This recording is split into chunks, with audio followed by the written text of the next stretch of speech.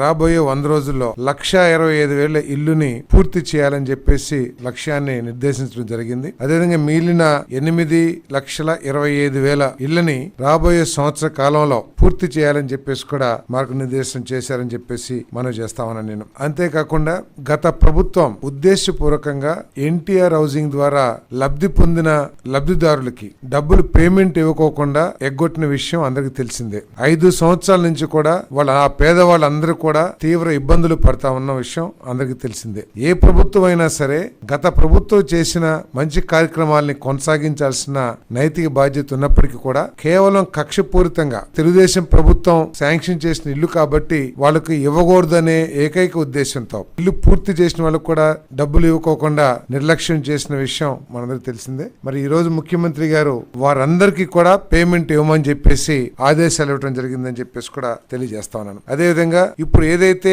Housing programme జరుగుతుందో వాటి మీద ఎంక్వైరీ వేసి ఎక్కడైనా సరే అనర్హులైన లబ్ధిదారులు ఉన్నారా, తర్వాత మోడర్న్ టెక్నాలజీస్ వినియోగించుకుని నిర్మాణంలో ఏమన్నా లోపాలు ఉన్నాయా, పేదవాడికి నష్టం జరగకోకుండా అన్ని విషయాల్ని కూడా పరిశీలించమని చెప్పేసి కూడా ఆదేశించడం జరిగిందని చెప్పేసి నేను మనవి చేస్తా ఉన్నాను.